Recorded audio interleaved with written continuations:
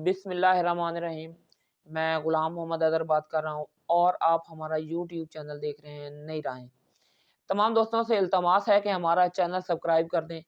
आपका सब्सक्राइब करना हमारे लिए हौसला अफजाई का बायस है। काश्तकार भाइयों, आज हम आपसे बात करेंगे सोयाबीन के सिलसिले में। सोयाबीन एक नई फसल है जो कि पाकिस्तान में इस वक्त उसके ट्रायल लगाए जा चुके हैं और कई जगहों पर इसके जो रिज़ल्ट हैं वो अच्छे आए हैं और काश्तकार इसको लगा रहे हैं।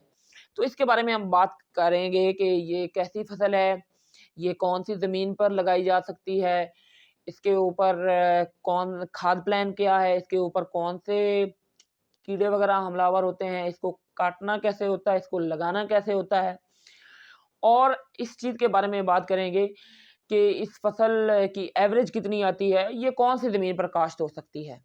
काश्तकार भाइयों, सेंट्रल पंजाब और अपर पंजाब में सोयाबीन के जो ट्रायल हैं वो लगाए गए हैं। अगर हम इलाकों की बात करें तो चकवाल, जेहलम, सियालकोट, गुजरात, गुजरांवाला और उससे लेकर उकाड़ा, साहिवाल, पाकपतन, दीपालपुर तक इसके ट्रायल लगाए गए हैं और ट्रायल लगाने के बाद इसका अच्छा रिज़ल्ट आ रहा है।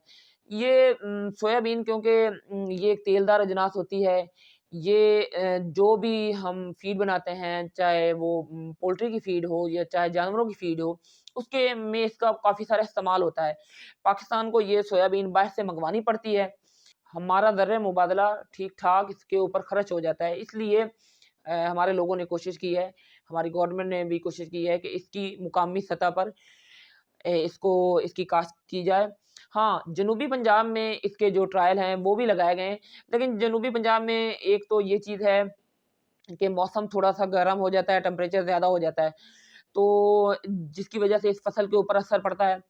और दूसरी बात ये है कि क्योंकि जनूबी पंजाब में ज़्यादा कपास काश्त होती है, तो कपास के ज़्यादा जो कीड़े हैं वो इसके ऊपर हमलावर हो जाते हैं, जिसकी वजह से फसल खराब होने का अंदेशा होता है। ये कौन-सी ज़मीन पर काश्त हो सकती है? ये रेतली, कलराठी ज़मीन पर सोयाबीन की काश्त नहीं हो सकती। मैरा और हल्की मैरा ज़मीन पर इसकी इसकी काश्त हो सकती है। इसको आप ड्रिल से भी काश्त कर सकते हैं, इसको आप प्लांटर से भी काश्त कर सकते हैं, इसको आप चोपे से भी काश्त कर सकते हैं। चोपे में आप छोटी-छोटी खेलियाँ निकालें और खेलियों में 2 से 3 इंच के फासले पर चोपा लगाएँ और चोपा लगाने के बाद आप इसको 48 घंटे के अंदर-अंदर पैडी का एक स्प्रे कर दें, जो इसकी जड़ी-बूटियाँ हैं, वो उसको ख़त्म कर देगा।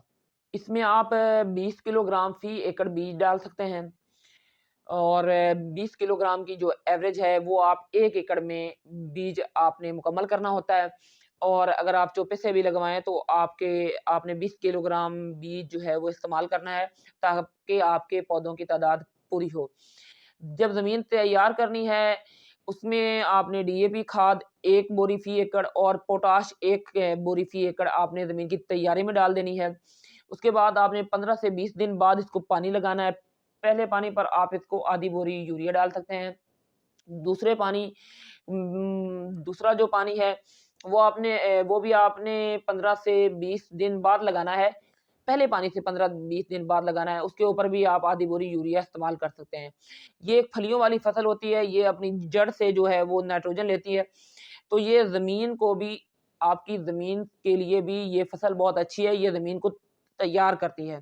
इसको ज़्यादा यूरिया की ज़रूरत नहीं होती, इसको आप ज़्यादा से ज़्यादा 1 बोरी यूरिया डालें और उसके बाद जो तीसरा पानी है, ये जब फूल निकालने लग जाए, उस वक़्त आपने इसको तीसरा पानी लगाना है और जब ये फलियों पर आ जाए, उस वक़्त आपने इसको चौथा पानी लगाना है। तो ये 100 से 120 दिन की फसल है और जब इसकी जो फलियाँ हैं वो पूरी हो जाएँ, तो उस वक़्त आप इसकी कटाई करवा लें। कटाई करवाने के बाद खेत में ही इसको पड़ा रहने दें, 2-3 दिन सूखने दें।